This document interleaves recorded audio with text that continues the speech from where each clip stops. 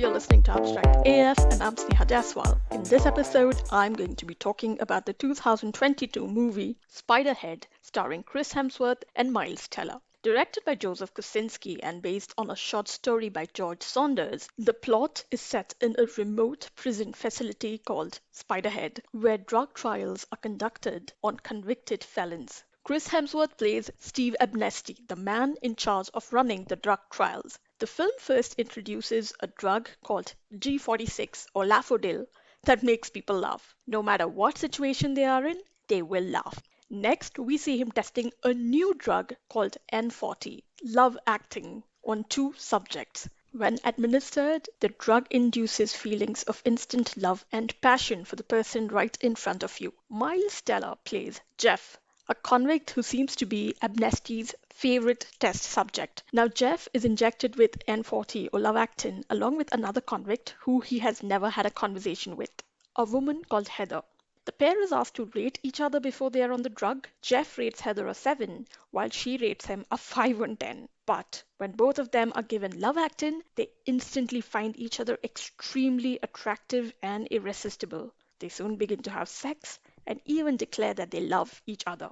But the effect of the drug wears off soon, and the two go back to being strangers, even though they do remember what they felt like when they were on Lovactin. Jeff is subjected to the drug again, the next time with a different woman who's older, less attractive, and yet Lovactin works its magic on the test subjects again. Later, both women are made to sit in the same room, and Jeff, unknown to the women, is asked by Amnesty if he has residual feelings of love for either of them. Jeff says he feels nothing for either woman. So next, Amnesty asks Jeff to pick one girl to whom he would administer a nasty drug called Darkenflox.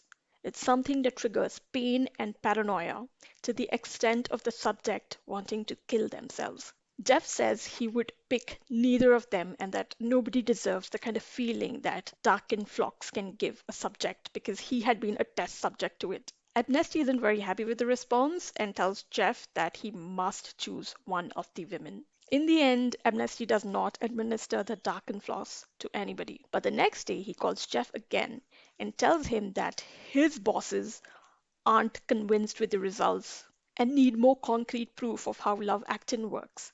Amnesty says he is going to administer the Darkenflox to Heather, and Jeff needs to describe what he feels when he sees her in pain. Jeff protests and he says he doesn't want that, but Amnesty goes ahead and gives the Darkenflox to Heather, who starts crying, gets extremely agitated, violent, and then just slits her throat and kills herself. Amnesty runs out to help Heather, leaving keys to his drawer behind. Jeff ends up reading a diary and realizes that Amnesty has no bosses. He's testing the drugs for his own company and doesn't work for anybody else. Meanwhile, Amnesty covers up Heather's death at the facility and continues to claim that he's researching the effects of N40, the love actin drug. Soon, he figures out that Jeff has a crush on another inmate called Lizzie. So he tells Jeff that he needs to administer the Darkenflox to someone he hasn't had love actin with, and then says he has to Darkenflox Lizzie. Now, at this point, the twist in the movie doesn't make much sense. What is this dude trying to do? How can you determine the effect of a love drug by subjecting a random subject to torture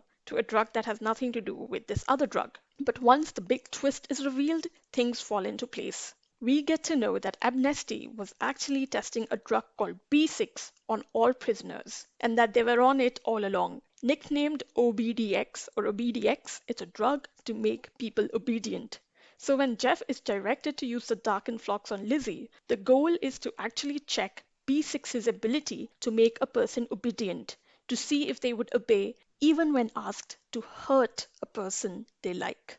Same was the case with the trial about Jeff having to choose between two women. It was to check if he would obey and choose a woman to get Darkenfloxed, even if it went against his moral values. If you start reviewing Amnesty's actions throughout the film, you realize how he isn't very happy when a prisoner doesn't immediately listen to him, even though they do largely comply with everything they are told, like good citizens, despite being dangerous felons who've been convicted for different kind of scary crimes. And that is because they are all on the drug called B6. And yet, we also know that the drug is not completely effective, which is why amnesty makes the love drug to see if people would be obedient even when they're in love, and even if they are asked to hurt the people they love. In a scene from the first half of the film, Lizzie is administered a drug called Phobica. Amnesty asks her, "Can you tell us what you're so afraid of?" That right there was a test to see if a subject would obey and answer questions, even in situations of extreme duress and fear.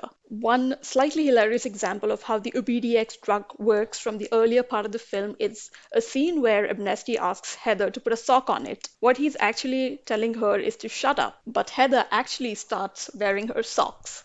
And it's the same reason why Jeff obediently describes Heather's violent actions when she's on Dark and Phlox, because he was told to do so instead of asking Amnesty to stop with the torture.